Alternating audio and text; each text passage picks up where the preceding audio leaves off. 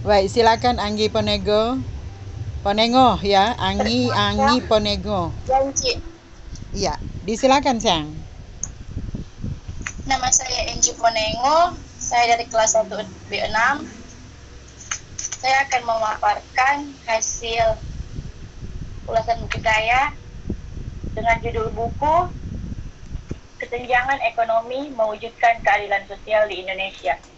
Penulis buku Eka Sastra, tahun terbit 2017, penerbit Expos Publica, tebal 394 halaman, volume buku 15 cm x 23 cm dengan ISBN 9786027829435. Kita masuk di orientasi. Di kalangan elit, kesenjangan kadang hanya dianggap sebagai isu populis. Namun di masyarakat, kesenjangan adalah kemarahan atas ketidakberdayaan mereka berhadapan dengan sistem besar yang tidak kelihatan. Demikian salah satu statement dalam buku ini jelas mengisyaratkan bahwa penulisnya adalah seorang yang jengah dengan kondisi tampak mapan padahal hancur. Pernyataan seorang aktivis yang selalu berkeinginan besar membela hak-hak rakyat, bahkan di akhir lembar pengantarnya, penulis menorehkan kalimat bernada provokatif ala agitasi saat aksi demonstrasi. Untuk para pembaca, segeralah bergegas menjadi salah satu agen perubahan untuk Indonesia yang lebih adil dan sehat. Better Indonesia is possible, tulisnya. Penulis adalah seorang mantan aktivis mahasiswa yang tergabung dalam Himpunan Mahasiswa Indonesia. Eka Sastra saat ini dikenal sebagai anggota Dewan Perwakilan Rakyat Republik Indonesia, fraksi Golkar periode 2014-2019. Selain itu, dia juga banyak dikenal sebagai pengusaha sukses dan eksportir batu arang di Indonesia. Kita masuk di tafsiran isi. Buku ini berulang kali menegaskan bahwa kesenjangan tidak lahir secara alamiah, tetapi ia diciptakan baik oleh institusi, kebijakan publik yang biasa, perburuan rente, globalisasi dan regionalisasi, perspektif pertumbuhan ekonomi maupun oleh struktur ekonomi dan sejarah. Dalam 7 buku ini disampaikan dari hulu ke hilir secara komplit tentang apa itu kesenjangan, negara dalam menemukan solusi menangani kesenjangan, dan apa yang ditawarkan penulis untuk menyelesaikan permasalahan kesenjangan tersebut. Kehadiran begitu banyak data dalam bentuk tabel dan grafik.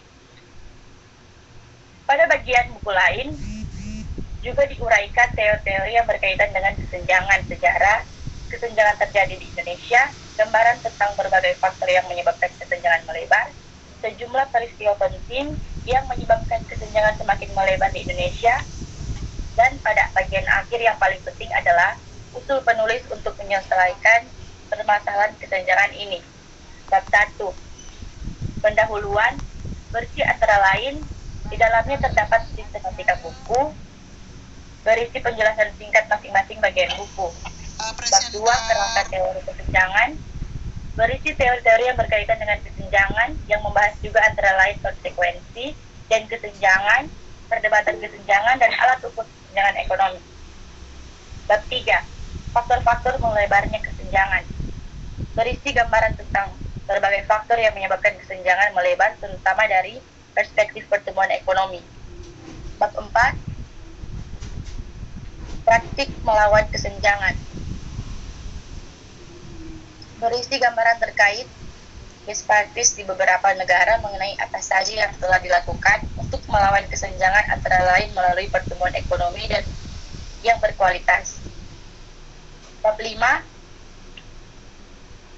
sejarah kesenjangan di Indonesia, berisi sejarah kesenjangan yang terjadi di Indonesia yang menjadikan kesenjangan di Indonesia menjadi permasalahan yang bersifat struktural selain struktural. Bab 6, kesenjangan di Indonesia, berisi sejumlah peristiwa penting yang menyebabkan kesenjangan semakin melebar di Indonesia dan dibahas dengan detail bentuk kesenjangan, yakni kesenjangan pendapatan, kesenjangan wilayah, dan kesenjangan ketempatan. Iya, mantap. Pada bab 7, melebarkan kesetaraan, berisi usulan untuk menyelesaikan masalah kesenjangan tersebut, dan bab ini menjadi harapan penulis dapat menginspirasi pembaca untuk bertekad membuat Indonesia menjadi struktur ekonomi yang lebih adil sebagai seorang legislator. Kita masuk di evaluasi. Buku ini memiliki banyak keunggulan, Buku ini dikemas dalam bahasa yang menarik, sederhana, tidak membosankan, dan memiliki daya persuasi dilengkapi